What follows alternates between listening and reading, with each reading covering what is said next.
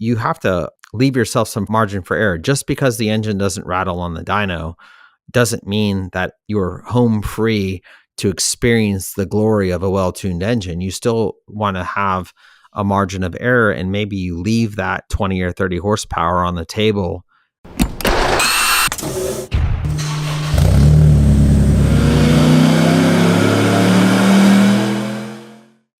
Welcome to the HPA Tuned In podcast. I'm Andre, your host, and in this episode, we're joined by Jay from Real Street. Real Street is a premier supplier of performance aftermarket parts, particularly based, of course, in the US. And Jay has a unique skill set in that he is both a performance engine builder as well as an engine tuner. And it's not too often that we see both sides of this particular coin. Jay's also just as passionate as we are at High Performance Academy about education in the performance aftermarket. He's got a great YouTube channel where he shares tricks and tips on all number of platforms. This is a really interesting dive into engine building, engine development. We touch on engine tuning. There's also an element of what it takes to build up a reputable and successful aftermarket parts supply business in an industry which is admittedly reasonably cutthroat.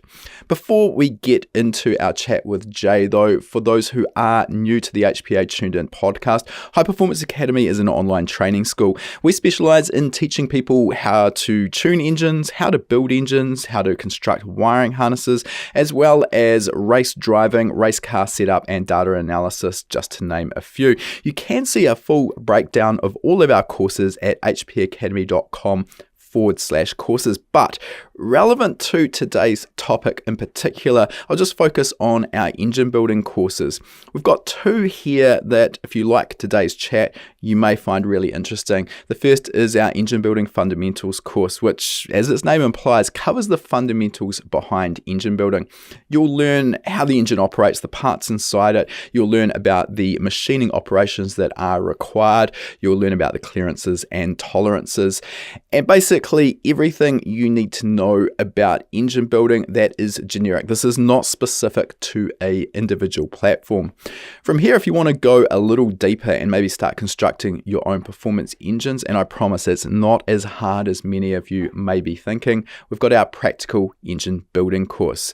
And I know that when you first get your parts back from the machinist, it can be a little bit daunting knowing what to do first or what order to progress in. And what we've done is taken the difficulty out of that with the HPA 10-step engine building process.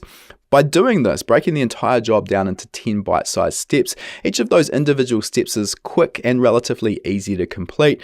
Follow that through from start to finish. In no time, you've got a completely assembled engine. You're going to have the confidence that all of the clearances inside, the tolerances, the parts you've selected are fit for purpose. So you're going to know that when it comes to turning the key for the first time, it's going to start, it's going to run, and it's going to offer great power, great torque, and most importantly, great reliability. Again, this course is generic, so it doesn't matter if you're building a 2JZ, a Honda B18C, supercharged LS3, or basically anything in between. We also have a library of worked examples where you can watch that 10-step process being applied from start to finish. We'll put a link to those courses in the show notes, and as an HPA Tuned In podcast listener, you can use the coupon code podcast75 at checkout. That's going to get you $75 off the purchase of your first HPA course. Again, link in the show notes. All right, enough with our introduction. Let's get into our chat with Jay now. Welcome to the podcast, Jay. Thanks for joining us today. And well, you're a pretty big name in the US market for building, modifying cars, supplying parts, racing, just about anything that involves the automotive scene. I'd like to basically get a bit of an understanding of where you got started, what your background was, and how you got interested in cars in the first place, if we can. Okay. I think I'm probably a lot like most people when it came to getting into cars at a very young age. It was just kind of an infatuation and the desire to understand, why some cars were faster or sounded differently than others. And you just start, I guess, inching towards the day you turn 16 and you can buy something to drive. And then shortly thereafter, maybe you find your way to a nitrous kit or some intake manifold. You just get to the racetrack and see the reality of how slow a car is. Going back into the 90s, there wasn't the cars that are available nowadays, so things were quite slow, and then you just start modifying them, and one thing gives way to another. What sort of platform did you get started with in terms of car brand? Well, I was, believe it or not, I was really heavy into air-cooled Volkswagen Beetles. Did not see that coming. Yeah. It was a thing. It still kind of is a thing. They're on the list. It's just they've worked their way down the list a bit, and then having to choose between the American pony car Mustang or Camaro, I landed in a Mustang, and that was something that was fairly simple to modify, and part availability was generally good, and they weren't really that powerful, but you're a kid, you don't know any better, so you could have a little bit of fun. Okay, so you're probably most well known for your work and parts that you supply for the import brands, although I understand you do cover just about anything and everything. I normally find people as enthusiasts, they sort of gravitate to one brand and kind of stick there and become pretty defiant of that brand or any others that might be out there. So in the US market, that might be imports, or you go domestic. Sounds like you started out domestic and then switched over. So can you talk to us about how that worked? Yeah, I had worked for a gentleman for about a decade, and as that relationship started to change and or deteriorate, I went out on my own. And at that point, you could build a modular Ford engine and it paid a certain wage, or you could build a Subaru engine and it paid nearly the same wage, but it was an easier job to do. And there wasn't really a lot of local support for that community, but there was a lot of engines that broke because that's, they get overtuned, and the timing maps were getting normalized, so they didn't have anywhere to run when they got to knocking, and they just blew up. So I had a steady stream of Subaru engines to build, and I owned a Toyota Supra at the time, and I had a couple customers with Supras. And then, as those cars needed engines, it was just another fairly easy transition for me. Like, I don't think that the early modular Fords are horrible engines, but they certainly have a lot of hardware and components for an arguably low level of output compared to, say, a JZ. So the transition was pretty simple to make. And I still supported the Subaru line for a number of years. And then when the work just kept coming for the JZ stuff, and I got hooked up with my business partners, that really accelerated the course into mostly to JZ. Sure. And I guess you go always where the work leads you. It makes sense. Let's take a step back. I'm interested in sort of understanding what formal qualifications you had around, obviously you're working on engines, building engines. Is there anything formal there in terms of your background, or is this all self-taught? I would say mostly self-taught. There's a man here in Orlando named Scott Newberry that has an engine machine shop, and I met him as a teenager, and he would speak to you in code, but if you would stand around long enough, he would teach you a lot. So he was a very good mentor in the dynamics of what it takes to get an engine to live pretty well, and how to identify what has gone wrong once it's gone wrong, to try to avoid repeating the cycle of breaking the engine. Yeah, sure. There's a couple of really good points that I want to pick up on there. One around identifying a failure mode. But before we get into that, one of the things that comes up as a topic of conversation, particularly in our engine building webinars, is do you need a formal qualification? Obviously, you've just suggested that no, in fact, you don't. And I sort of separate engine building almost into two camps. And I see them as being quite different. So if you want to become an engine reconditioner or engine machinist, well, yes, there is going to be a formal qualification path here in New Zealand. You'd go to a polytechnic or a trade school, do your hours there. You'd then go out and get an apprenticeship and basically learn that way. And it might be a 4-year adventure to get your qualification. And that's absolutely fine. There's some very talented and skilled engine machinists and reconditioners out there. What I would say is that for the most part, at least here in New Zealand, 99.9% of the time, they are probably working on low horsepower, naturally aspirated factory engines. And if you took them a 2JZ and said, hey, I want 2,000 horse at the wheels, they probably wouldn't know where to start. And the sort of components we need, the clearances and tolerances we're working with at the 2,000 horsepower level are chalk and cheese compared to at the 150 horsepower sort of vicinity. Do you agree with that sort of take on the situation? Yeah, I think that there are guys that are really well trained and understand how to replicate the requests that a service manual has in it. And they can put a car back into a functioning working condition that the customer can experience at least as much life as the engine did before it broke. And that man is doing a good job to be able to supply that to his customer. And then when you get into performance automotive and you highly elevate the stress level that the components are under, you're going to get into situations of identifying deflection, identifying abnormal wear, hopefully catching things as they're deteriorating and not just waiting to have a pile of, rubble to throw in the garbage bin, So I would not recommend to a younger person to take the path I did. I think that it just took too long. At 44 years old, it's like, man, I could have sped my life up a good decade with having proper training. And, even your business model itself speeds up people's learning curves quite a bit. So, no sense in taking the long road. Absolutely. I think everyone wants to get the right results in the least possible time, and there's a cost benefit for doing that as well. I just want to add, because I don't want people listening to sort of think I'm knocking the formal qualification path. It's definitely a valid path.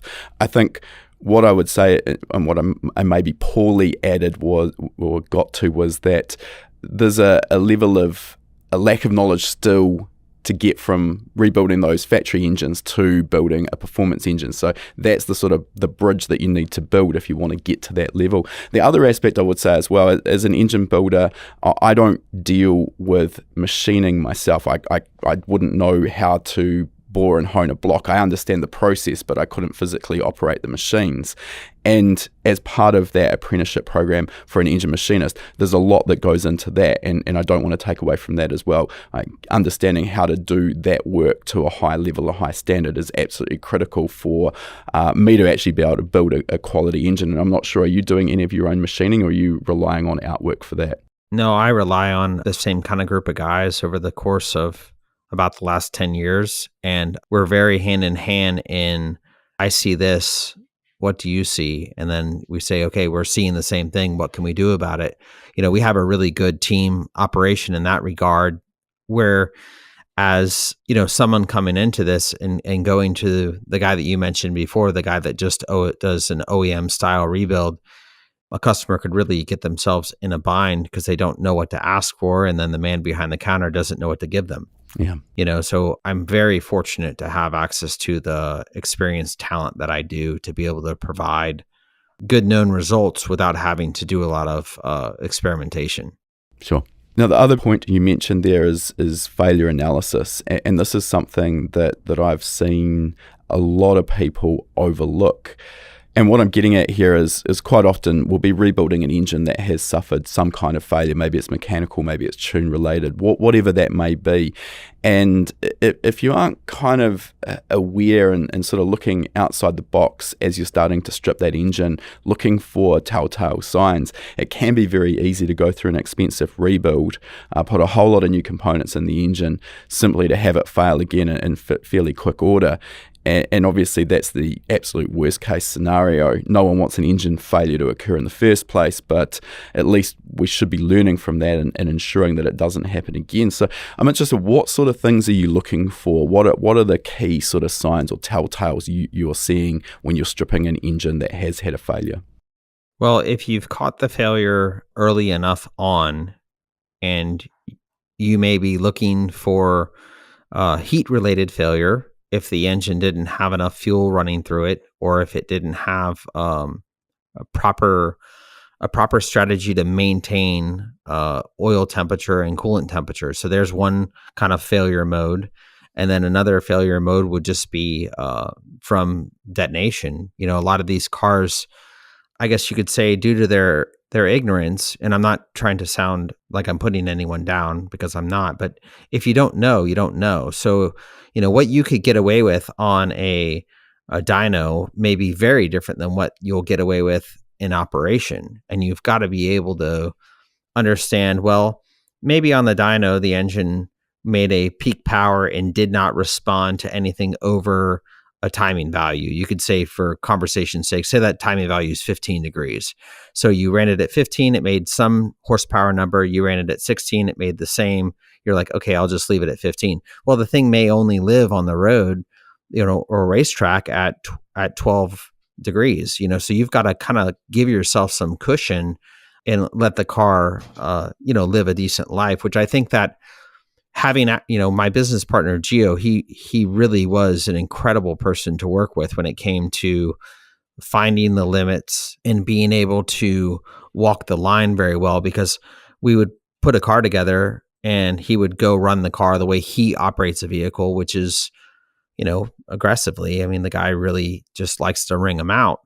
And I would say, well, we'll run it for a little while, then we're going to take it apart and look at it. And he would say, it's running fine. Why do you want to take it apart and look at it? And I'm like, well, we're at a power level that's, 4x factory. Let's take a peek and see what's going on. And you could say, like, okay, maybe that connecting rod and piston design are a bit heavy for the oil pressure that we have available, because I can start to see this mark on the bottom of the connecting rod bearing that wasn't there when the piston was lighter. And you can really start to fine tune a program that way, versus waiting till everything's junk and then you just have this pile of junk and you're guessing.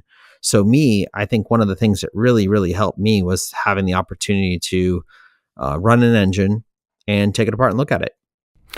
I think that's something that a lot of people won't get the opportunity to do, because they may be building one engine and they're probably going to run it until it actually suffers a catastrophic failure and they're forced to do something.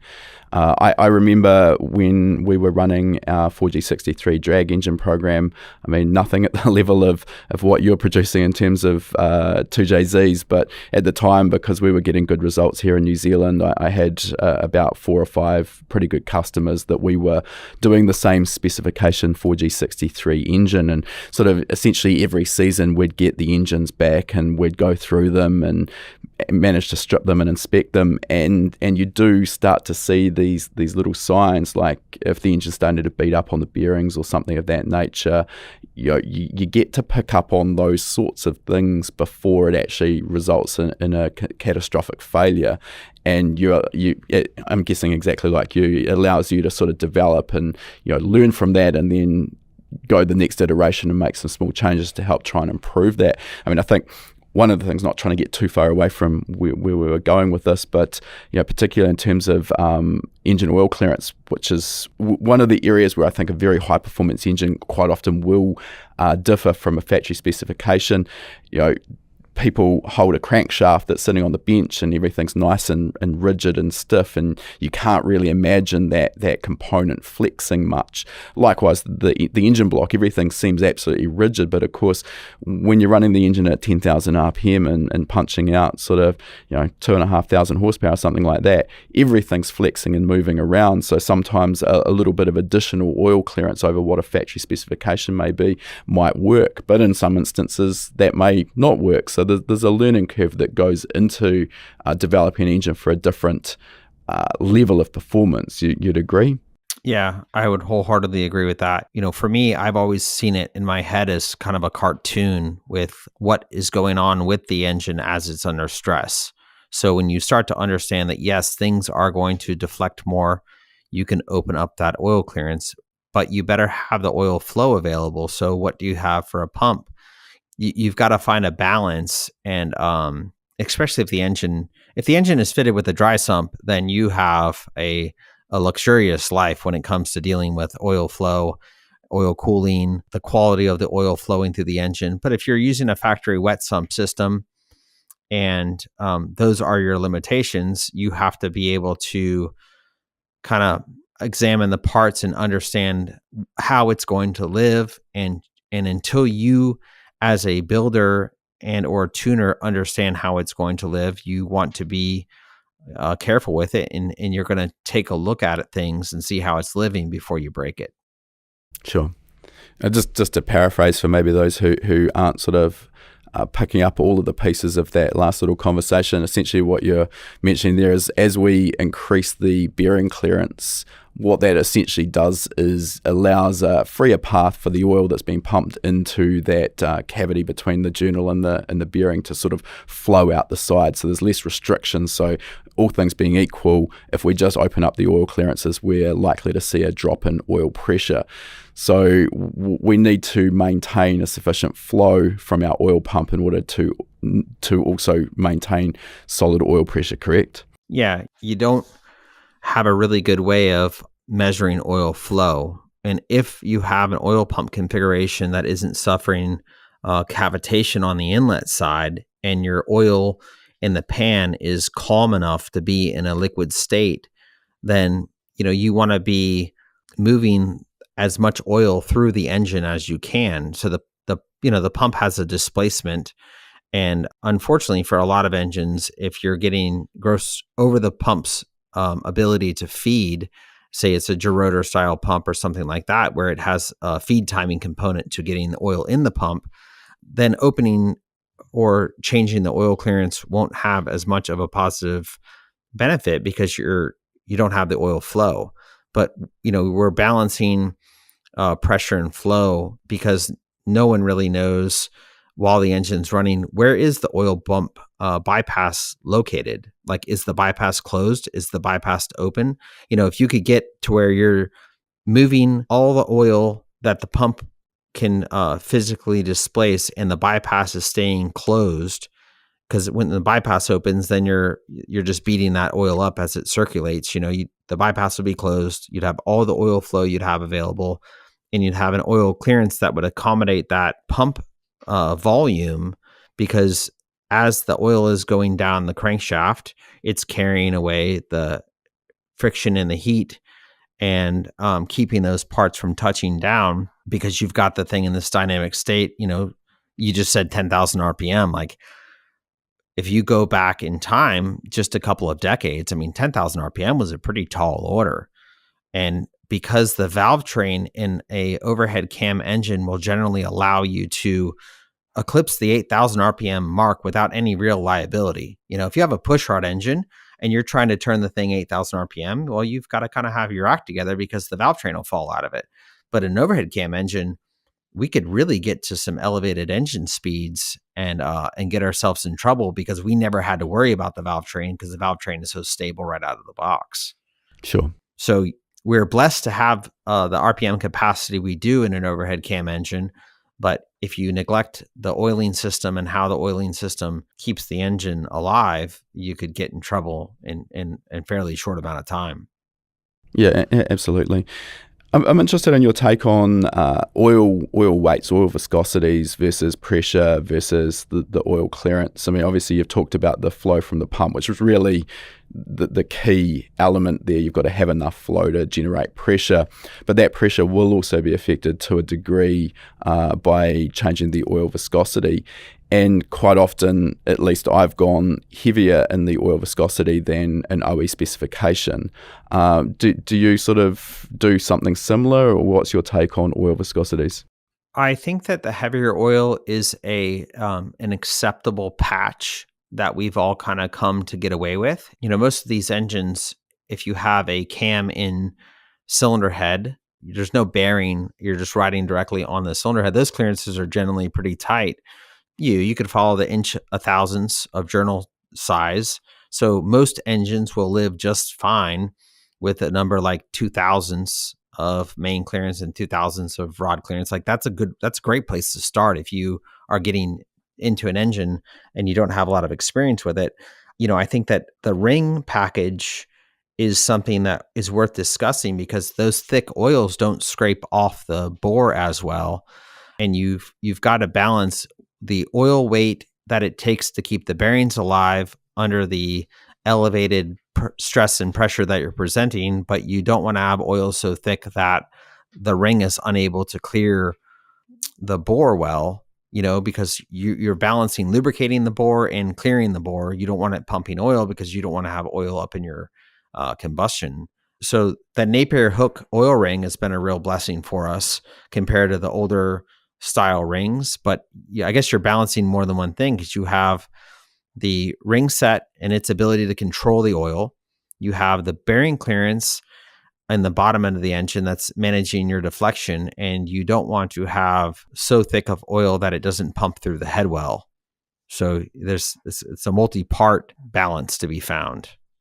I think what you've just mentioned is something that's really easy to overlook, is that you can't think of an engine in terms of one aspect and, all right, I'm going to do this and that's going to fix it, because there is a knock-on effect. We've talked about the bearing clearance. We've then talked about the flow capacity of the oil pump.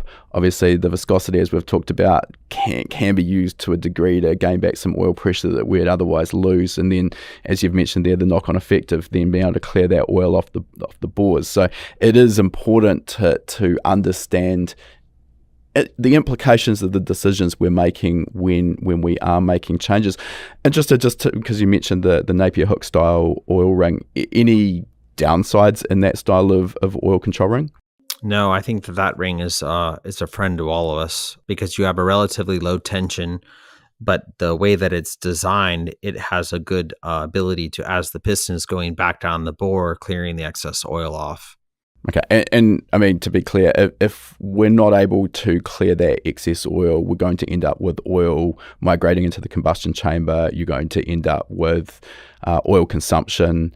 And the other effect is, I sort of always worry about with that aspect, which I think is easy to overlook, is you get oil diluting your fuel air mixture. You're going to end up reducing the effective octane of that combustion charge, which has its own knock-on effects in terms of potential for detonation, correct? Yeah, it is not a diesel engine. You don't want to be using oil up there. And you see this a lot in oil control and bore finish. If you wanted to kind of like pick a gross illustration, well, if you took apart a modern DI engine and you look at the bore finish, and that's one bore finish and one strategy that is able to control oil extremely well while keeping the cylinder wall sealing as good as possible, because the rings seal on oil. It's not a metal on metal relationship. They need oil.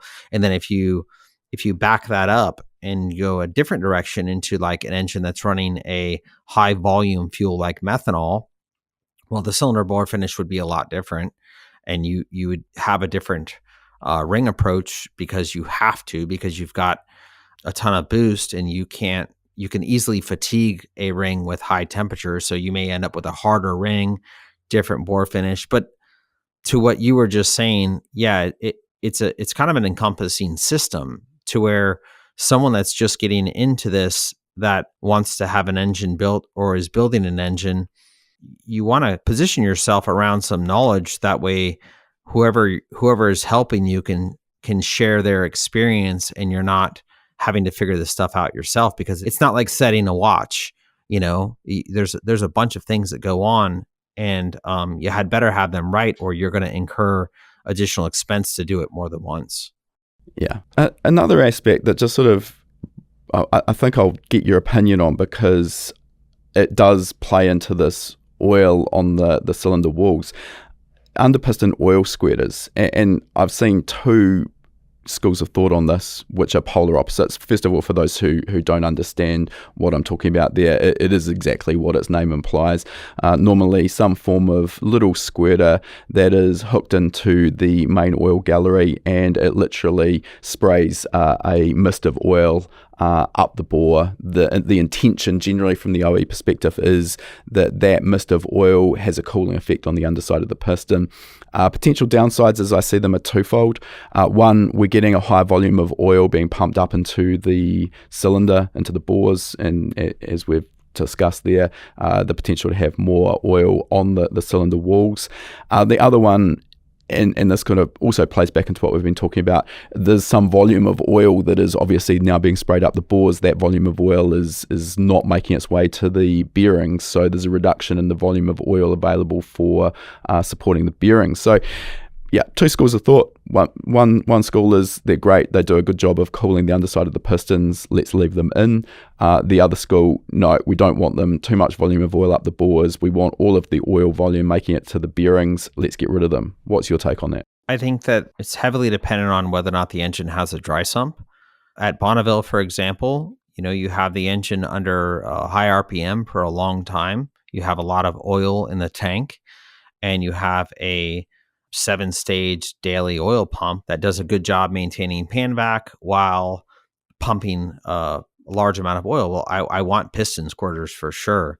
If we have an engine that the guy's going to be doing burst racing, like drag racing, and he has an OEM configuration oil pump, and he's got a heavier than stock piston and rod because that's what it takes to get it to live under the stress, I will forego having the oil squirter because I'd rather have the oil protecting the bearing than the piston. And because the engine is only going to be run for 6, 7, 8, 10 seconds, if the tuning is all right and he's got a alcohol-based fuel like ethanol or methanol, the piston's not really suffering from a temperature standpoint like you would be at Bonneville because you have an endurance. You're more of an endurance setting out there versus drag racing. You just have to get it to live to the stripe, So I guess it depends on where the engine's going to be operated, what fuel is in it, and what the bore finish is like, because that additional oil coming out of the squirter on the bore may really work to your advantage from keeping the engine from scuffing or helping it maintain seal. So there's not really a magic bullet answer there, but I think that if you are seeing wear in the bearing and you don't have the budget or the vehicle can't be fitted with a dry sump, then I would rather have that oil pressure on the front line helping the bearing stay alive, and I'll manage the piston temperature with fuel and see how that goes. Yeah, and I think that probably echoes my own sort of thoughts on it, particularly as you mentioned with the alcohol-based fuels. We do have the advantage of the cooling properties of the fuel, so it is easier to keep the piston temperatures under control than if we're running on a gasoline-based fuel, maybe for a road race application in particular, where the engine's going to be beat up on hard lap after lap for maybe 15 or 20-minute periods, and that sort of crosses over to what you were saying about the Bonneville style top speed. Obviously very, very harsh on the engine where it's just been constantly pounded for minutes on end. Now, I'll just come back to something you mentioned before that I just didn't want to skip over. You said about the ignition timing, and your comment there was just a random number, say 15 degrees on the dyno, and that's where we see MBT, maximum brake torque timing. And add more timing on the dyno, we don't see any more power. So, okay, well, 15 degrees, we'll send it out the door, and then we find that the engine comes back in a month or 2 months' time, and it's showing pretty severe signs of detonation-related failure on the piston crowns. Now, a lot of people, particularly if they're relatively fresh to tuning, would say, well, the timing was fine on the dyno, so it didn't knock. There was no hint of detonation while I was tuning it on the dyno, so obviously 15 degrees is fine. Why isn't it fine when we get it out on the road? A lot of the information that we needed to know, we were already handed it. We just chose to overlook it. Like if you take a box stock Evo and you put a wideband on it and you watch that wideband go full rich as the engine is put under heavy load, like they're using the fuel to cool the engine. So you've got to have a margin for error. If you're using an aftermarket ECU and you're willing to really trust the timing pattern that every cylinder is getting the requested ignition timing during different rates of the engine speed and rates of acceleration, okay, that's all good there. Well, does every cylinder in the engine have the same coolant flow? Like is there a hot cylinder on the engine due to how the water flows through the engine? So like on the JZ, you have to be conscious and careful of number 6. Well, it's It's the furthest away from the water pump. And then you get to looking at the water pump and how it flows water and the speed that you're turning the water pump. And you could say like, well, that's not doing much on a long run because the water pump's cavitating, So you have to leave yourself some margin for error. Just because the engine doesn't rattle on the dyno doesn't mean that you're home free to experience the glory of a well-tuned engine. You still want to have a margin of error, and maybe you leave that 20 or 30 horsepower on the table for safety, and you don't run the thing as edgy or as hard as you'd like to, because from a tuning perspective, the customer will always say, well, I want the most amount of power the engine will make. Well, he quickly forgets that as soon as he's calling for the tow truck, he's quickly forgot that he said, just give me all you got. At some point, you have to kind of father these younger guys a little bit, because you want them to stay in the game. You want them to be having fun. There's no fun in a broken car. Yeah, and I mean, of course, there's the reputation to consider as well, because exactly what you're saying there, everyone wants the absolute last tenth of a horsepower out of their engine until the engine fails and they're faced with a hefty repair bill, and then quickly the fingers get pointed at the tuner. I was always of the philosophy, and I think I was reasonably rare in this. I certainly didn't see too many tuners who went down this path, but it's something that we teach in our tuning courses. Wherever possible, I would tune the car on the dyno and get everything dialed in. And then what I would also do is then confirm my tune out on the road, or preferably the racetrack if that was possible. And the point I found time and time again, and particularly when we were running turbocharged cars on pump fuel, you do a pull on the dyno from 2,000 to 7,500 RPM over, let's say, 10 seconds. And that's going to produce a certain amount of load and heat in the engine. And really, I'm not talking coolant heat here, I'm talking combustion charge temperature, essentially. And really, it's that that's going to drive the onset of detonation when that combustion chamber, the charge temperature, gets to a point where pockets of unburned fuel and air will spontaneously combust. That's what we're trying to avoid. So we've got one situation on the dyno, but you take it out on the road and you do a pull through second, third, fourth, and into fifth gear. And by the time you're getting into the top of fifth gear, and let's not talk about the speeds we're doing because we don't need to worry about that, but that's a seriously different situation to what we see on the dyno. And I think tuners who are relatively fresh to this on pump gas can overlook that and think that situation you just mentioned, well, it was good on the dyno, so we're good to go. Well, maybe, but also maybe not, particularly if you've got an engine like a 4G63 that on pump gas is pretty prone to knock. The other aspect that I would say that we see quite often as well with boost control is we might have a nice stable boost curve on the dyno, maybe comes up beautifully, hits 22 psi, let's say, and then drops away a little bit by redline and happy days. Get that out on the road, and if your boost control isn't dialed in perfectly, that 22 psi peak might be 24 or 25 psi, putting us into a different area of the map. Lastly, I'd also say that even in a well-designed dyno cell, and I've seen yours, it's excellent, it's very difficult to accurately replicate the airflow and temperatures that you're going to see at speed on the road. Now, sometimes for the better, sometimes for the worse, but we don't race and drive our cars on the dyno, so really it's the real-world conditions that we're interested in, which is why I went that extra step and tested my cars out on the street. And it's not only the timing, quite often I would also see minor fluctuations in the required fueling to get my air-fuel ratio where I wanted it. So do you sort of see similar to what I've just explained? Yeah, absolutely. I mean, even if we just bring up how guilty we've been up until the past couple of years of underestimating just how slow an air temp sensor reacted. You could just pick on that one sensor and you're like, ooh, because that sensor could have a 6 or 7 second delay.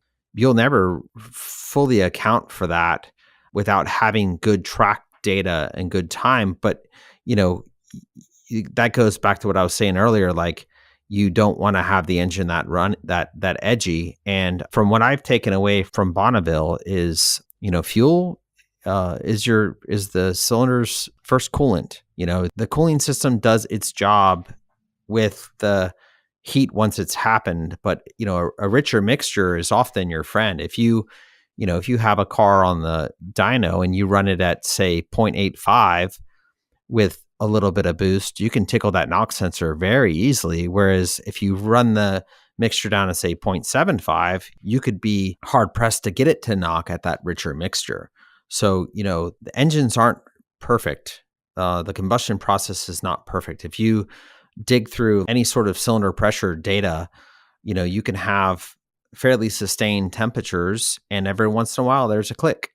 Well, you can't have an engine that's going to be perfect every single combustion cycle. So you had better err on the side of caution, and you can still make a tremendous amount of power, but you keep things a little soft. Yeah, and I think that's really good advice. Just keep that little bit of a safety buffer in there. You're going to still make great power. You're probably not going to feel the difference of 10 or 20 horsepower under the right foot. It's probably not going to affect your ET or mile an hour significantly enough to really be bothered. But you're definitely going to be happy when that engine's still in one piece and going strong at the end of a full season of racing, I believe. Absolutely. Now, you've talked about knock a few times here, and this is something that I'm seeing quite a lot of conversation about these days with, I would call it, and I'm showing my age here, a newer generation of tuners coming through. Quite often I end up in debates about knock control and the irrelevance these days of knock detection in general. And I believe it's come from the modern crop of tuners these days, probably tuning anything you want to make decent power on. You're going to be most likely on either a race fuel, methanol, or more likely even just pump E85. And I think the qualities of those three fuels that I just mentioned are so good. The effective octane rating compared to a pump gasoline, as well as the cooling properties, make knock, in many instances, you'd be hard pressed to make an engine actually suffer from knock. So I think this has basically bred a sort of ignorance of how dangerous knock can be. And I think a lot of these tuners, if they were tuning purely on pump fuel, would find themselves maybe in a world of trouble, to the point where they're not using knock control strategies in the ECU, and they're not using any audio knock detection strategies when they're actually physically on the dyno. I'm interested in what your take on audio knock control or knock detection is, what you're using personally, how you go about detecting knock. Well, I'm super lucky to really just focus on the Motec. And as you got into engines that had good crank triggers, so you have like a 36-2, the ECU is a competent piece of hardware. It's not something that is well written into advertising. It's actually a race grade, professional grade ECU that knows where the engine is in its position, and it knows that if it has produced knock voltage, it knows what cylinder it was on because it knows where it's just been. Having that system has been really, really neat in comparison to some of the earlier systems that you could wire in a knock sensor, but the ECU really didn't know where the engine was in its location. And as you go into alcohol-based fuels, the analogy that I always give is like, if you and I are in a room and I have a stick and I hit you with it, it's easy for you to make some audio and be in pain. But if I stuff a wet sock in your mouth and hit you with the same stick, like, nobody's really going to hear you cry. And when you get into alcohol-based fuels, there's so much fuel volume that you don't get that same ring out of the cylinder. And I've had customers that have shown me, say, a piston that looks okay, but the small end of the rod is elongated, and they've just got too much timing in it, and it's rich enough on, say, methanol that it doesn't knock the way a gasoline engine knocks. It's a different event. You could see it in the snout of the crank. You can see it in the face of the flywheel. You can see it in the main saddles of the engine that they're detonating. It's not the knock that we're accustomed to when you pull away from a stoplight and you hear a passenger car audibly ring.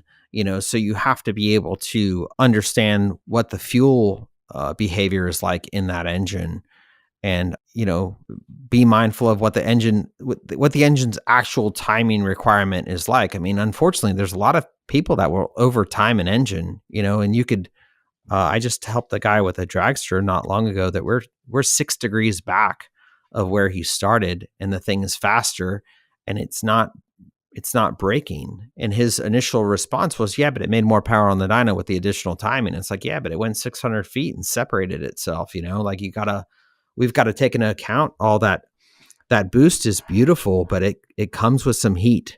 The more Definitely. boost you have, the more heat you're pouring into the cylinder. Yeah, I think it's always a case of people when it comes to a timing map. Well, if some is good, then more is better, and it's definitely not the case. And I think those who are tuning without the benefit of a dyno will quite often end up well beyond MBT as well, just because obviously you've got no reference, you don't know where that is, and particularly if you're running on some of these better grade fuels as well. Yeah. I've always sort of been of the opinion when you're tuning these very high output drag engines, knock detection strategies, while I'll have them for a data analysis sort of perspective, I kind of tend to find that the sort of cylinder pressures you're working with at very high specific power levels, if you run the engine into knock for even a relatively short period, the engine's probably going to let you know in a fairly significant way. So the knock sensor really isn't as important.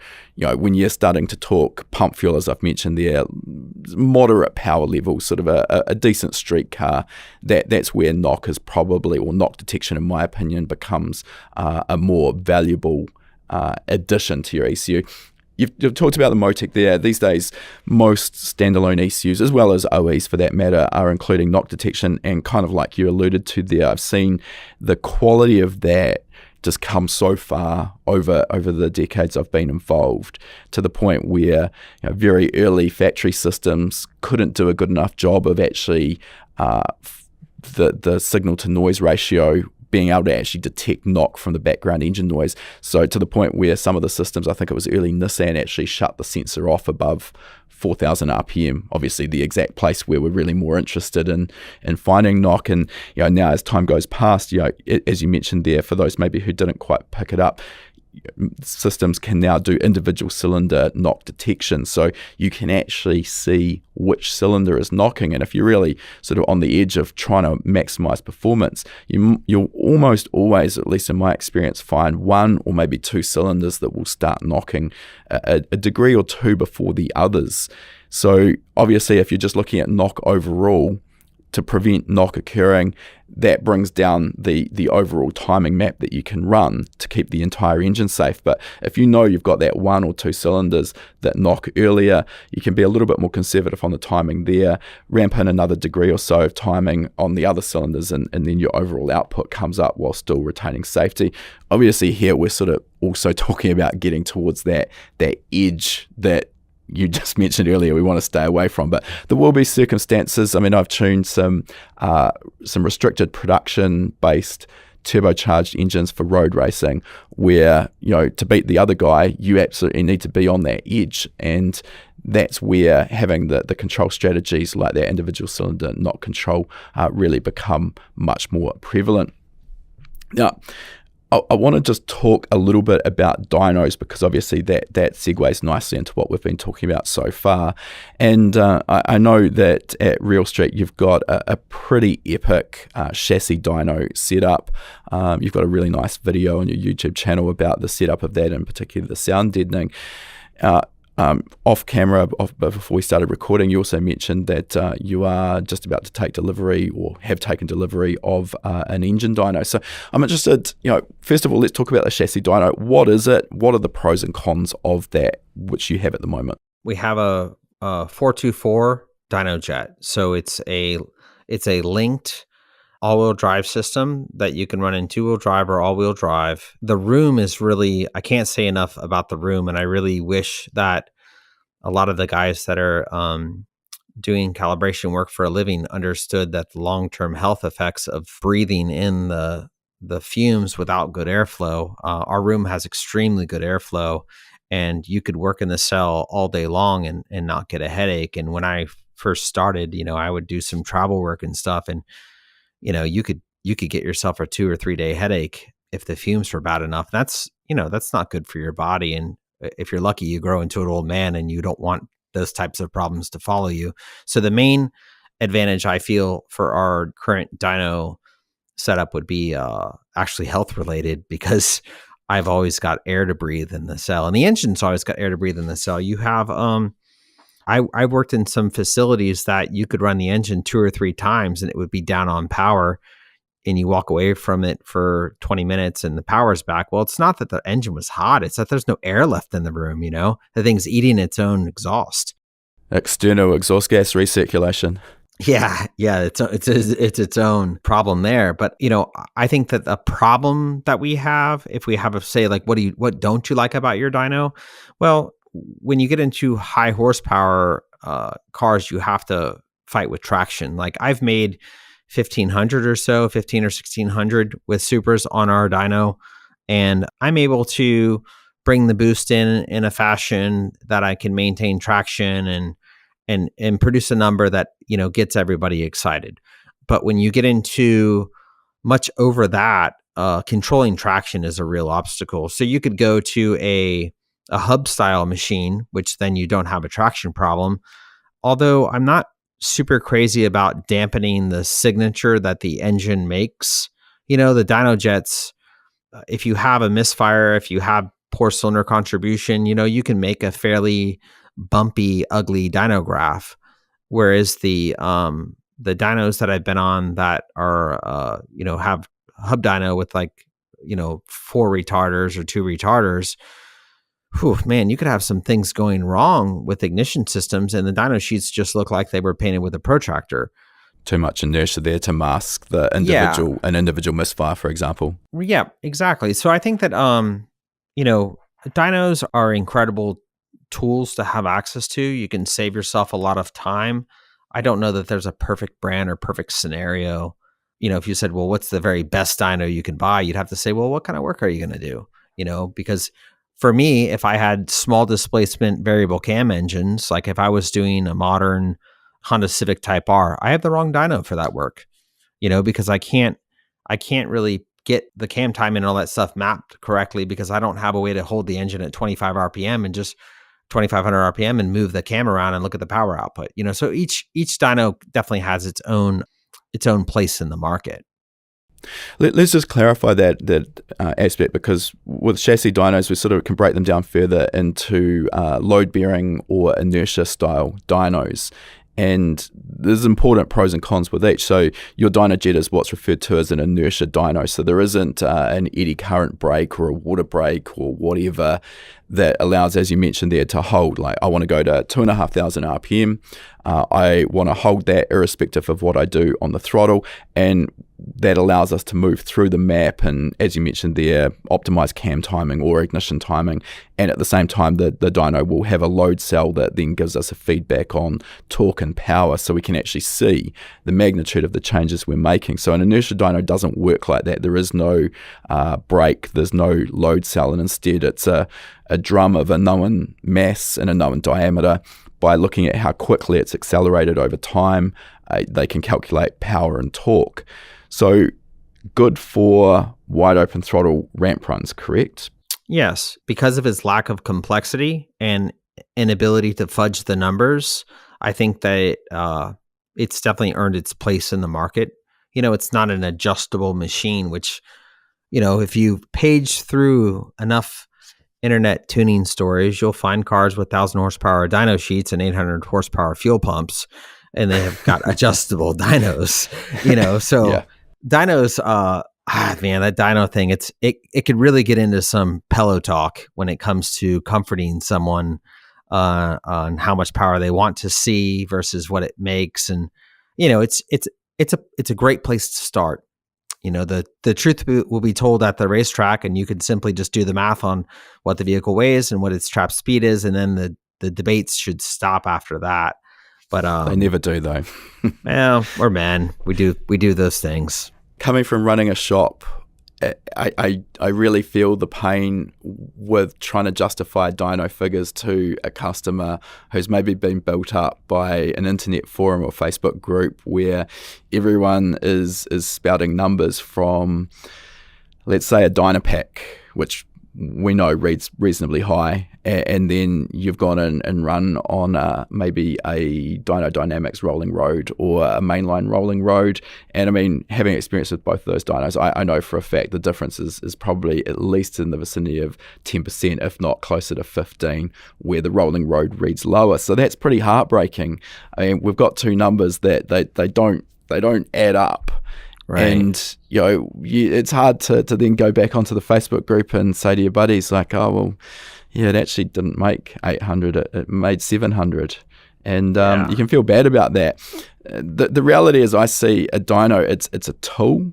You have to understand that tool and understand the purpose of the tool. And for me, it's a comparative device.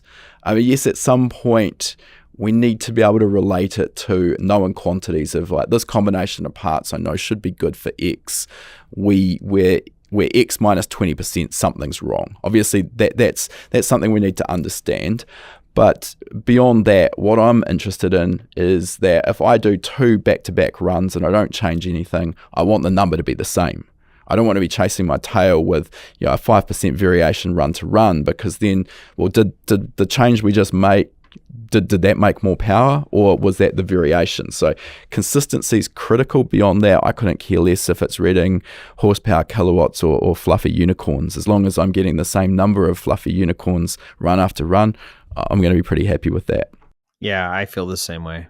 Okay, so beyond that, though, you've got the engine dyno that's going to be installed shortly. So what was the driver behind going from chassis to engine dyno and having both options? Well, in the short term, relatively selfish, because whenever you're testing components, you have to give a car up. So, if you have your car stuck in testing jail, maybe you don't drive it that weekend because it's got a specific fuel in it that you need that fuel to repeat on Monday. And then you're working over the body of a car and whatever voltage or fuel delivery, these things that can hang up testing, they're pretty unattractive when you live with them for a period of time. So the idea with the engine dyno is you can work on the engine. If I wanted to do a 3 different camshaft profiles in one day, well, it's a lot easier on the dyno cart than it is leaned over the fender of a car.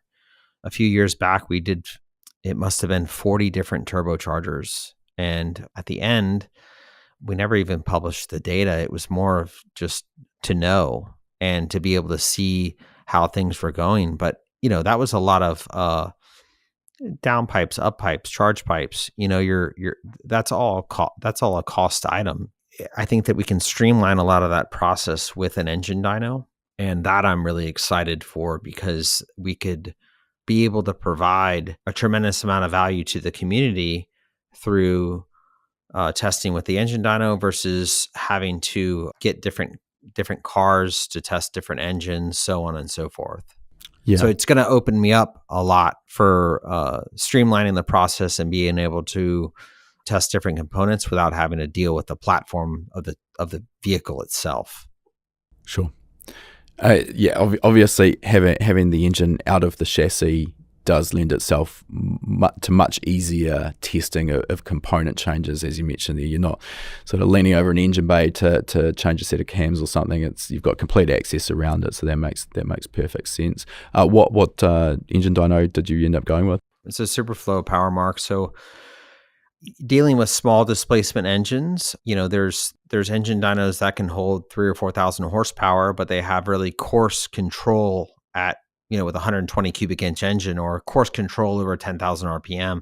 So we'll have the ability to run all the kind of engines that are in our wheelhouse and have good control over those engines through, say, a 2,500 RPM to max RPM sweep. And also what I'm really excited for, because I've gotten my head really deep into this Bonneville thing, is just I can just park the engine at 8,000 RPM and 40 pounds of boost, and as long as I can maintain water temperature, I can do extended time testing now. And when you try to do that in an automobile, just to get the airflow and coolant to stabilize is quite a feat. And like we talked about early in the discussion, if you cannot maintain temperatures all bets are off. It's just a matter of time before the thing starts to deteriorate. So having an engine dyno to be able to park an engine at peak torque, I can't wait. I mean, I am really fully committed to being able to do some fairly dumb stuff just for fun, because how long can I park this thing at 50 pounds of boost, and just watch it. And we can kind of go into the conversation that we're having here with longevity, because longevity is like the responsible side of this whole conversation. Of course, our egos want the horsepower and the most we can make, but longevity is really our friend when it comes to being able to play more often. It's just the part that no one really wants to talk about. Until it's time. Interested to just talk about the strategies around controlling that Bonneville engine, because obviously at the start of the run, you don't have that, everything isn't heat soaked. And I mean, I'm not again talking about the coolant. We're assuming that you're on top of coolant and oil temperature control, but again, it sort of comes down to getting that heat into the combustion chamber and then trying to get rid of it.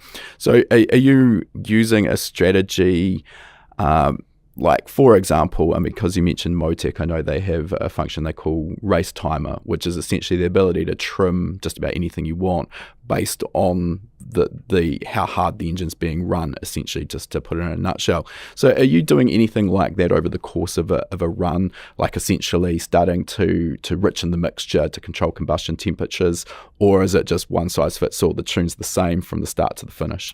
That's a good question. The race time was a dear friend of mine through drag racing, because I could run the thing hot for 4 or 5 seconds and then kind of like tone everything down as we got closer to the finish line. At Bonneville, I can use the Motec. It has like a calculated load and time under that load.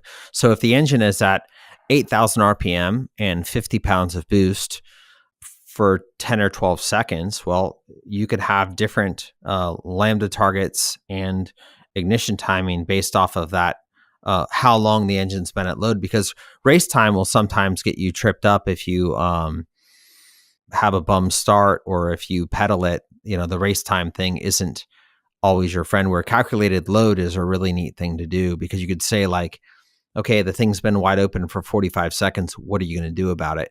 And that's when you could start to really just, you try to run as much fuel through the thing as you can to cool it off. Fuel is definitely your friend in that arena. So just shy of having, misfires, you may run the thing at 10.0 once it's under sustained speed, because depending on the gearing of the vehicle, it may not be picking up a lot of speed, but you still need to finish that mile. The thing at Bonneville is like, if you set a good speed in mile 3, you can do your good speed in mile 3. So there's a couple cars out there that are like blown alcohol cars that they're simply out of fuel in 3 miles. They can't go any further. You can't get any more fuel in the vehicle. Whereas the cars that I've been tinkering with are 4 and 5 mile cars, where you're really relying on the ability to change the tune-up to keep the thing alive down track. Because by then the water is heating up, the air inlet temperatures are heating up, so you're having to rely more on the engine management to keep it alive. Just to give our listeners a bit of perspective, in terms of a time, how long does it take to complete a 5 mile run at Bonneville? I mean, obviously it's going to depend clearly on how fast you're going, but in the cars you run, what sort of time frame? We're talking minutes here. In the Roadster, it was like 45 or 50 seconds. So, it kind of gets to, having done it firsthand, it's like you'll pass the mile 3 thing, the mile 3 mark, and then you're just like looking at the tack and you're just like, ooh, we got a ways to go. I mean, that in the Streamliner, it was like just looking at the engine, the thing was turning like 8,800 RPM. And I'm just thinking like, I got a ways to go here. You really get some time to think about what you're doing.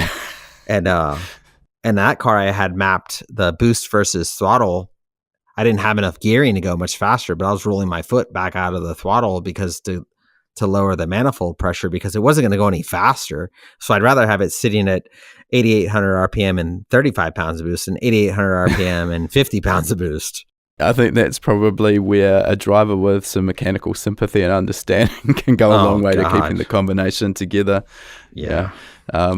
Drivers where they've got no idea about the engine, the tuning, that they're just going to be, foot through the wall, keep it tapped until either it makes it past mile 5 or a Yeah. rod goes out the block, something I like don't that. have enough money for that.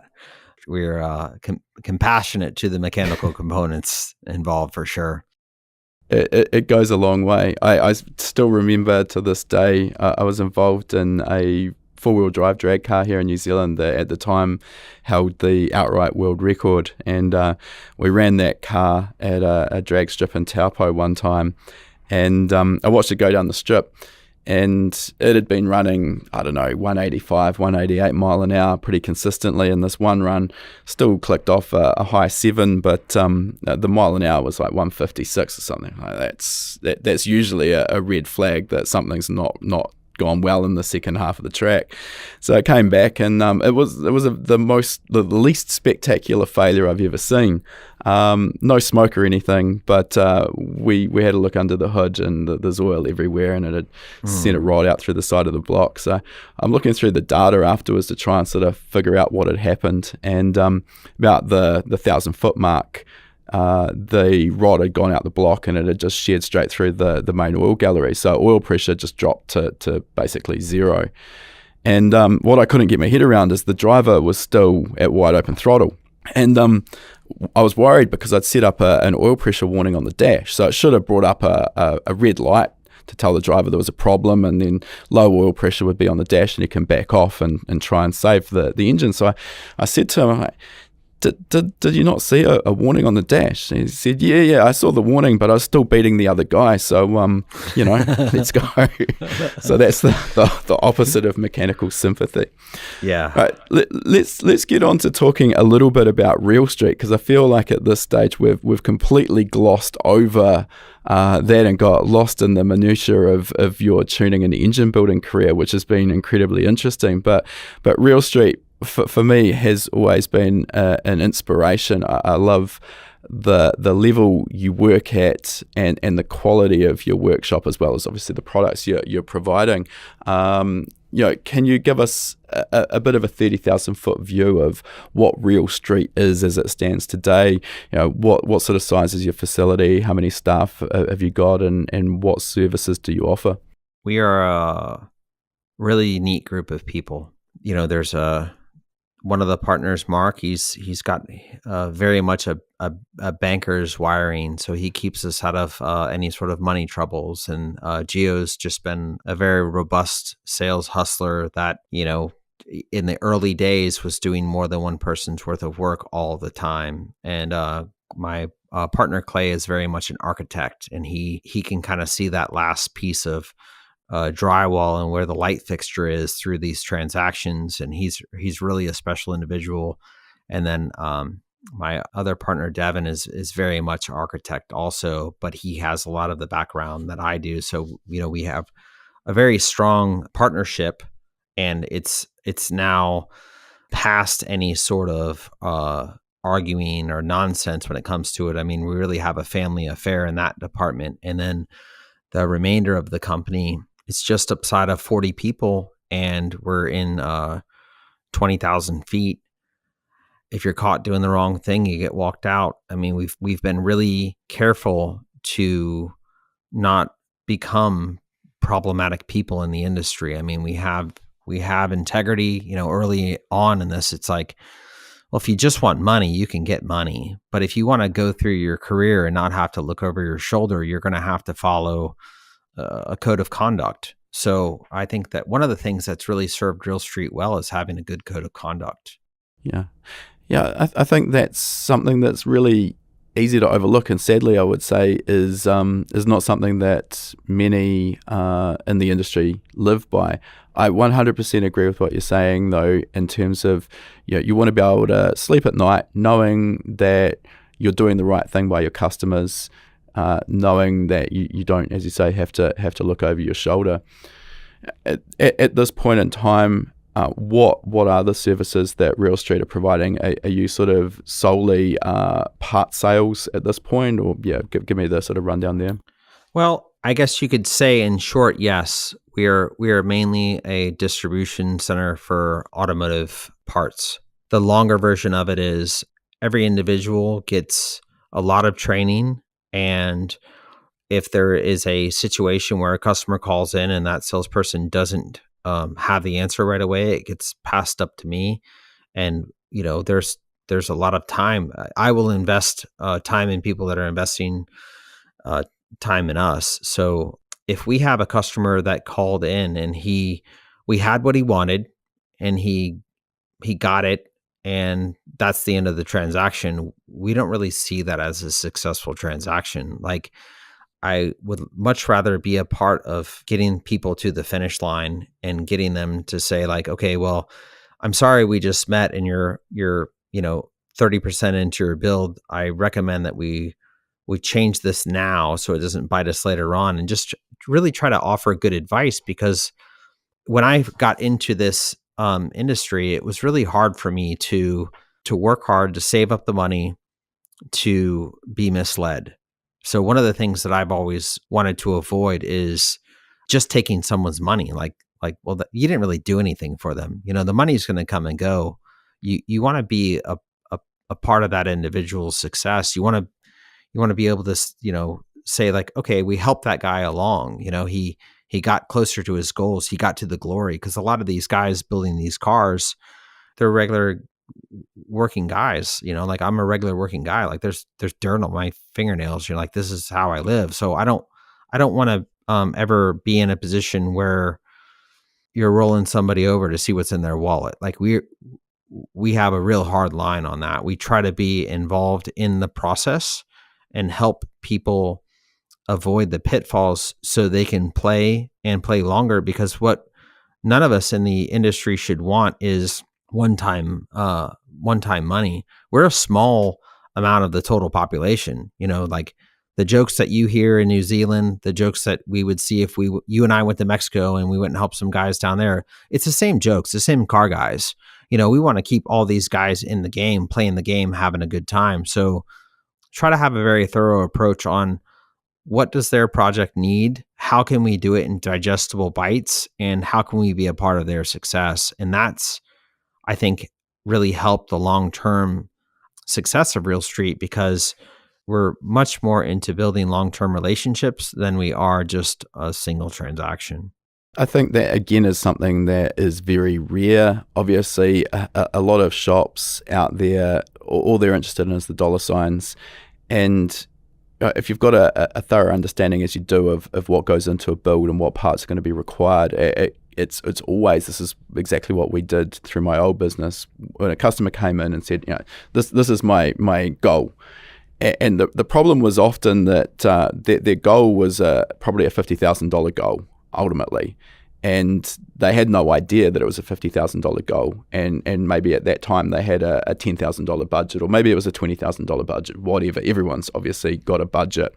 So it was a case for us of sitting the customer down and explaining what was involved in getting them to the finish line of where their project wanted to get to, and maybe pulling it back if that was unrealistic. Because there's nothing worse than starting off on a journey and selling the guy all of the parts that he could afford now for that ultimate goal, and then he's sort of left with a project that's 1/3 completed, a whole bunch of parts he can't use, and now a car that's off the road, and it might be another 3 years down the track before he can actually complete it. So much better to actually pull that goal back to something manageable for his budget and requirements now, and maybe where possible future-proof it so you can get it to the finish line. And I think that what you're saying there is so important. That's going to be a customer that's going to come back to you time and time again, and building up that trust with the customer. Because unfortunately, and this is why one of the reasons High Performance Academy was founded, is it's an industry where I would see customers come into my old workshop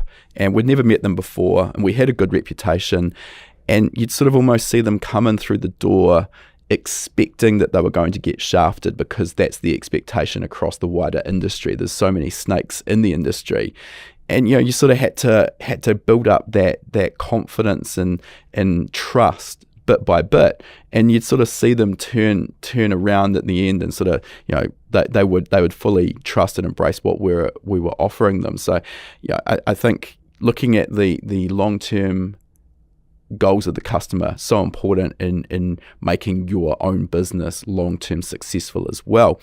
What I do see in terms of part sales particularly though, and this is back, I haven't run my old shop now for probably 10 plus years, but back then it almost seemed to be a race to zero margin, because there were so many resellers coming online here in New Zealand, and I assume it was all around the world, and often a lot of these guys that were running these online performance shops were probably running a day job as well and trading parts out of their garage or basement on weekends and after hours. So I essentially had no staff and no overheads, and were probably pretty happy to make $5 or $50 on a part. How do you kind of position Real Street where you're a viable business? You've obviously got significant overhead, significant staff costs. How do you sort of balance like being price competitive in the market with still being able to actually make a business work? I think that there's been a handful of people that have paved the way for a manufacturer to understand that if your component is sold down to zero margin, it often becomes a brand that nobody will touch again. And those brands die because, it is what it is. I definitely don't have a lust for money, but I understand that it makes the world go around. But if those companies are sold at little to no margin, they just end up going out of business. And I am happy to be a part of a company that we have helped strengthen manufacturers through maintaining margins. And there's a minimum amount of margin that the company needs to operate on a sales. So if you had a component that was really, really nice component, but it doesn't have enough points in it to meet the business model, we may just overlook taking that component on. It's not really the number of things on a line card, it's the strength of the line card as a whole. And those manufacturers have to have a component that there's enough money in that they can help make things right if there is a problem. We've had customers that have grossly misused a product, and if they don't know any better, or if they took it to a workshop that wasn't really experienced and they damaged a component, it sure feels nice to help that guy the second time, because our customers in the islands seem to face it the worst. I mean, if you have a car that loses an engine, that car may not run for 1 or 2 years. Like, that's terrible. I don't want to see that happen to somebody. You know what I mean? So I think that Real Street has done well because we have never tried to sell at the bottom, and we've always just done right by people. And the manufacturers reward us for being those guys, and it helps us grow the line card over time. Because if you said, well, from a manufacturer standpoint, well, why do we want to deal with you? It's like, well, just talk to some of the senior reps at some of these other brands and see how they feel about us. That's generally enough to get them to understand how the transactions need to go, that it's a sustainable model. If you look back at some of the brands in the industry, they never recovered from what internet only sales businesses did to them early on, and that's rough, because there were some pretty good brands, and they just they got plowed over, and people had to move away from them. Everyone selling anything has to make some money. So there's a minimum requirement for the company to be involved in a brand, and there's a minimum requirement that company has to sustain to stay in business. So I understand the race to zero, the problem. And I think that unfortunately, a dorm room guy can come into the industry and stay long enough to just hurt a brand, and as soon as he figures out he's got to pay taxes, he's out of business. And, and you could get into the whack-a-mole thing, but fortunately for us here, I understand that conversation. I've had that conversation. It's not an enjoyable conversation. And at the end of the conversation, I could say, well, how could this ever work out? Well, since 2006, it's been working, and we have a group of families that all eat out of this business, and we play by the rules, and we're rewarded for it. So I guess you could say, like, yeah, there's a bunch of guys that are always going to do it the wrong way.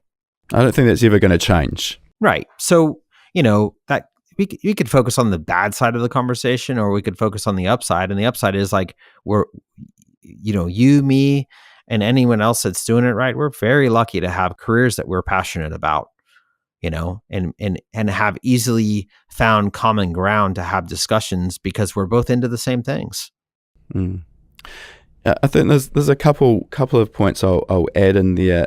I think there's always going to be the enthusiasts who are going to buy the product that is the cheapest, irrespective.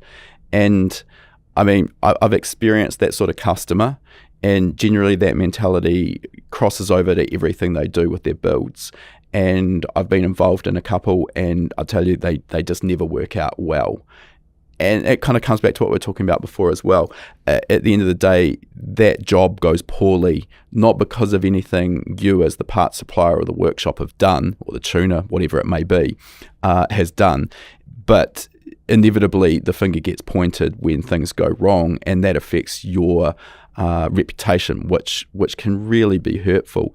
And I sort of found that purposely holding a higher price point, and not to the ridiculous point, but a higher price point that actually gave us the benefit of attracting a higher quality of customer, which weren't afraid to spend the money.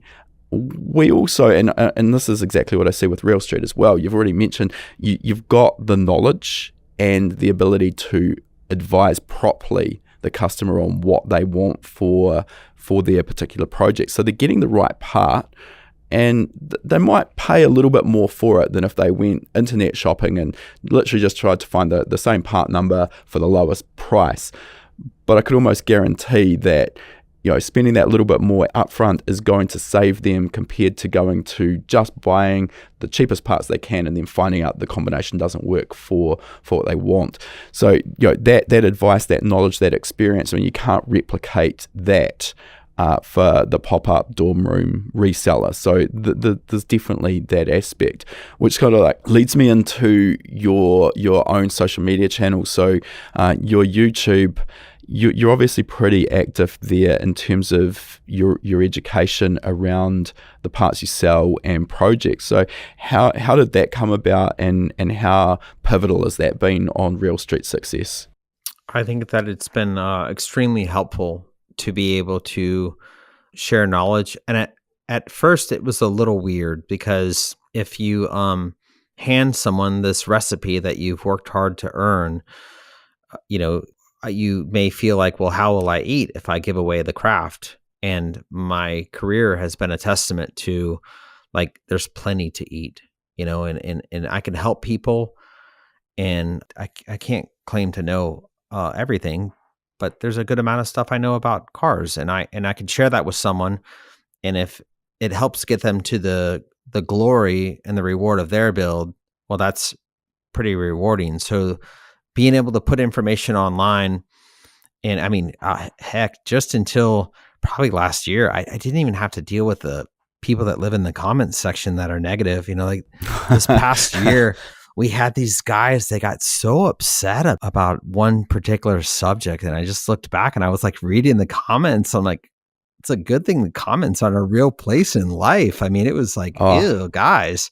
But I escaped that for over 10 years. It was great, And I remember when we first got started, there was a guy, engine machinist. I think his channel was called Flat Nuts. And he was just a guy that would show machining processes. And I remember watching it being like, well, I could do that with the information that I know. And we weren't in a machining business, so we weren't like a competing business to him. And we just started it, and it's always been very rewarding. And when I meet people out in public and they say like, hey man, like you really helped me do that. These young guys that, what if you speed somebody up 2 or 3 years by sharing information with them? Like, man, everybody owes that to the world. 100%.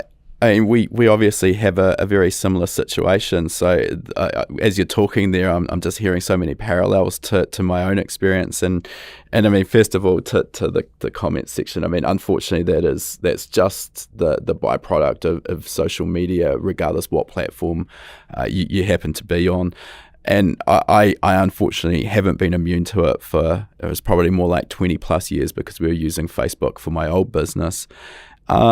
And I think you just have to grow a bit of a thick skin to it, and realize that people act differently because of the anonymity of the internet. You'd never go up to a person in the street and say some of the things you see in the comments section. So you just have to get used to that. But I also say far and away that's the 1% of people commenting or following us, and far and away that's the positive comments come through time and time again. Just like you meeting people when I travel to the likes of PRI or SEMA and having people say, hey, look, I really appreciate what you're doing. That's so rewarding. When we first started High Performance Academy and we were starting to teach people how to tune, I was still running my tuning business, and I had a couple of colleagues in the tuning industry here in New Zealand say, hey, look, what are you doing? This is madness. You're just taking business away from yourself. And honestly, it was anything but. And I think what happened is, as people got involved and started watching our videos, and they'd realize, like, oh, actually, there's a bit more to this than I thought. So straight away, we actually developed inside of New Zealand another customer base that brought their cars to us to tune, because they understood now we knew what we were doing. But then there's also just the ability to build up that know, like, and trust. We might have young followers who don't even have their driver's license yet, and they're watching our videos, and later on they've got a good base knowledge. So that's important. That's one of the reasons we started HPA, was to just improve the level of knowledge out there in the industry, so that when people take their cars to a workshop or a tuner to get tuned, they're at least have a clue. They're talking the same language as the tuner, and that's going to make the whole project go smoother. So for us, if that happens, that's a success. But then in future, they know of us as a resource. So if they want to take their knowledge further than what we've got on our YouTube channel, well, we've obviously got our paid courses. And just like you, I'm guessing you're building up that know, like, and trust. They understand that you've got that knowledge. So when they're looking for parts for their car, well, obviously you're going to come up front of mind. So I think that's really important, but it does also take a huge amount of effort to produce that content. Now, just interested, something that sort of comes up time and time again in the parts world is knockoff components. And at the start of my career, some of the knockoff components, let's say wastegates or blow-off valves, it was pretty easy to spot them. They weren't done that well, and frankly, they fell apart. These days, the companies making these knockoffs overseas have really stepped up the game, and some of them, like literally the manufacturer has to post up a blog article with the subtle 3 differences between the real item and the knockoff. So, have you got any tips on how to avoid buying a knockoff inadvertently? I would say your first line of defense would be to deal with a reputable reseller. We had one of the young men that works here in the shipping department. He had fake NGK spark plugs, and I was like, huh? He had a bit of a misfire, and I pulled the plugs out of it, and I was looking at it, and the shape of the ground strap caught my eye, because the NGK ground strap has a very particular shape at its tip, and this one was more rounded. And you get to looking at this thing, and aside from the ground strap, you couldn't tell a difference. And he had just bought the spark plugs off of eBay, and he paid NGK pricing. It wasn't like he got a deal on them. So someone was just clipping the ticket for heaps more money. Oh yeah, for sure. So it's like, if you look at the scale, I don't think a lot of us can really understand the scale of China's ability to manufacture components. I mean, they have entire cities that are just connecting rod city. You know what I mean? Like we're in deep at this point. So the best line of defense would be dealing with a reputable reseller, because especially if you're dealing with internal engine components, like, do you want to be the guy that gets a bad piston pin? Because now you're talking about catastrophic failure, So it goes back into that, you get what you pay for, and as a grown up, you understand peace of mind and the value that's presented through dealing with trusted channels. But when you're young and maybe you've got just under enough money to do it wrong, you have to be willing to accept that you're gonna burn that money and probably have to do it more than once, and it's gonna be really frustrating. Like, I would like to see the percentage of people that come into this industry that they're unable to really understand the scope of the project, and they cheat themselves out of a value, and they grow old telling about what they could have done had they got their car finished. I mean, that percentage is pretty ugly. And it's like, man, if we just pick the right course, stay the course, you can get to the enjoyment, and you don't really spend that much more money. It's an increment that you won't miss because you're going to be busy having the fun. So with the knockoff Definitely. stuff, you've really got to be careful with who you're dealing with in that regard. Faceless resellers don't have any responsibility to you. It's just like, if you got a heckler online, that guy can just make a new account tomorrow and he's a different heckler. And you're like, how many are these guys? Like the whack-a-mole type mentality, it affects the whole industry. And from a customer standpoint, especially as many of us are really a grassroots effort, you can't afford to do it twice, and you can't afford to have a component failure that there's no one accountable. It's not like the aftermarket has a great warranty system anyway. The best case you're dealing with is dealing with people that are going to say, "Man, I'm really sorry that's happening to you. Like, let me help." And maybe there's a ticket that you don't make any money on the ticket, but you help get that guy out of a bad situation. Well, that feels good too. Like you got to, loyalty goes a long way. That's for sure. You're dealing with customers that will be loyal to you. You can kind of extend an olive branch to them and say like, well, let me help you then, Yeah. It's again just looking at that big picture. You maybe help that person out, and you don't make any money, like you say there, but that loyalty is going to repay you time and time again, because you've then got a customer for life. Yeah. Yep. All right, Jay. I think we've probably gone a bit long here, so I think we'll start moving towards wrapping this thing up. I do appreciate your time, and we want to respect that. And we always finish our podcast with the same 3 questions we ask all of our guests. The first of those is what's next in the future for you and for Real Street? Anything sort of exciting coming up? Any changes of direction that you want to let us know about? We have been working pretty diligently to make our way into the UTV space. So for side-by-sides, there's 3 in-house turbocharged UTVs that we've kind of been fitting parts and what fits well, what doesn't fit well. Like, how does it live? How does it die? Like, just trying to understand the foundation of that platform, because some of the partners here are really interested in those. So we are in the process of launching a UTV segment on the website, which is pretty exciting. Clay had to work very hard to get all of that done and packaged in a manner that was as easily digestible and as usable as our current website. So there's that. We are on the cusp of having the engine dyno functional. The machine's here. The room is slated to be here within a couple of weeks.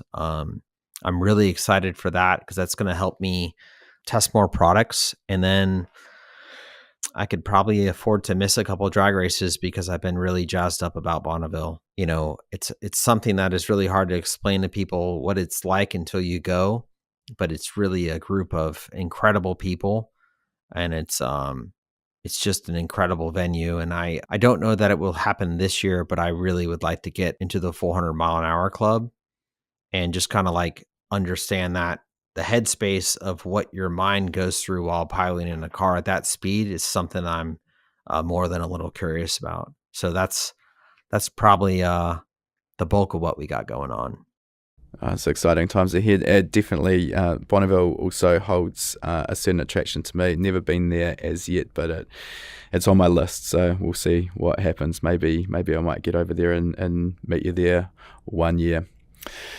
Next up, just given the way your career has sort of tracked and everything you've experienced, is there any advice you'd give to a younger version of yourself to perhaps fast track your career and maybe avoid any pitfalls that you've experienced? Absolutely. I think that now that I'm a father, the dynamic is quite a bit different. And when I meet these young people, I look at how I can help speed them up. Because when you get to the middle of your life and you know that there's probably more days behind you than ahead of you, you have to kind of be aware of what that looks like. And I say to young people, the very best thing that you could do is find good mentors. Most of the young men that find their way into this space, they're passionately driven about cars. And for me, that was born out of, living in a household that struggled to make ends meet, and cars were easy to be very passionate about.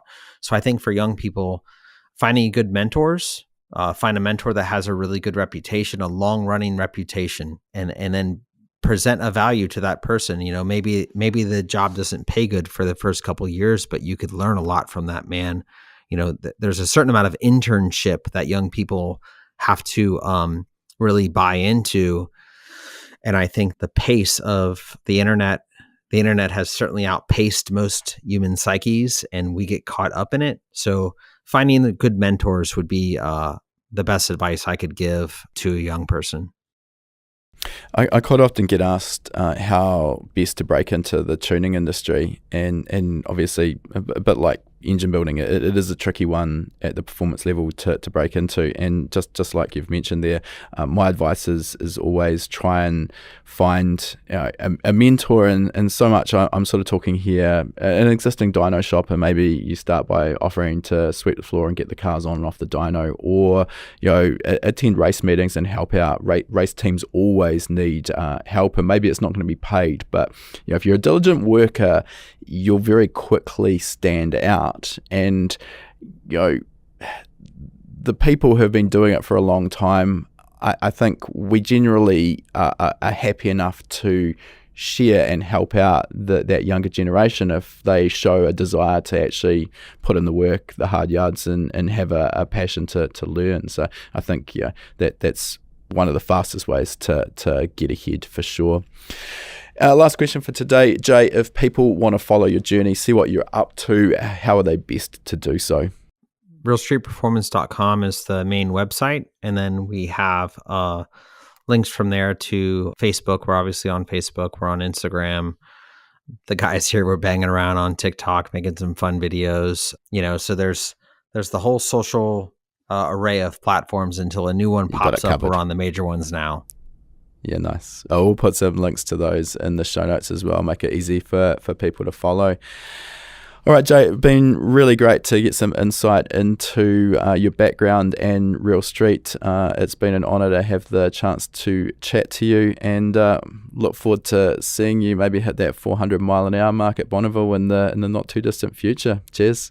Yeah, thank you so much. If you enjoyed this episode of Tuned In with Jay, we'd love it if you could drop us a review on your chosen podcasting platform.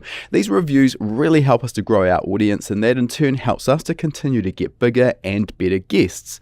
To say thanks, each week we'll be picking a random reviewer and sending them out an HPA t-shirt anywhere in the world. This is also a great place to ask any questions you might have too. I'll do my best to answer them if your review gets picked. So, this week, a big shout out to Graham Rosewarne, and Graham has said, when I first started watching HPA, it's totally changed my mindset. As an older man, we always went off knowledge and reading of parts that most people don't use anymore. I've always listened to the podcasts as they are very knowledgeable. My father was a mechanic also, so I just followed him into a field that I love. I thank you and all of your staff. Kind regards. Well, Graham, appreciate the kind words there. Really does strike home that we are producing a podcast and our other content that's obviously hitting its mark. So really glad that you are enjoying it, and keep watching and listening because we've got plenty more coming. If you get in touch with us, give us your size and your shipping details, we'll fire you off a fresh tee straight away. All right, that concludes our interview. And before we sign off, I just wanted to mention for anyone who's been perhaps hiding under a rock and hasn't heard of High Performance Academy before, we are an online training school and we specialize in teaching a range of performance automotive topics, everything from engine tuning and engine building through to wiring, car suspension and wheel alignment, data analysis, and race driver education. Now, remember, you've got that coupon code. You can use podcast75 at the checkout to get $75 off the purchase of your first course. You'll find our full course list at hpacademy.com/courses. Important to mention that when you purchase a course from us, that course is yours for life as well. It never expires. You can rewatch the course as many times as you like, whenever you like. The purchase of a course will also give you 3 months of access to our Gold membership. That gives you access to our private members only forum, which is the perfect place to get answers to your specific questions. You'll also get access to our regular weekly members webinars, which is where we touch on a particular topic in the performance automotive realm. We dive into that topic for about an hour. If you can watch live, you can ask questions and get answers in real time. If the time zones don't work for you, that's fine too. You're going to get access as a Gold member to our previous webinar archive. We've got close to 300 hours of existing content in that archive. It is an absolute goldmine. So remember that coupon code podcast75. Check out our course list at hpacademy.com/courses.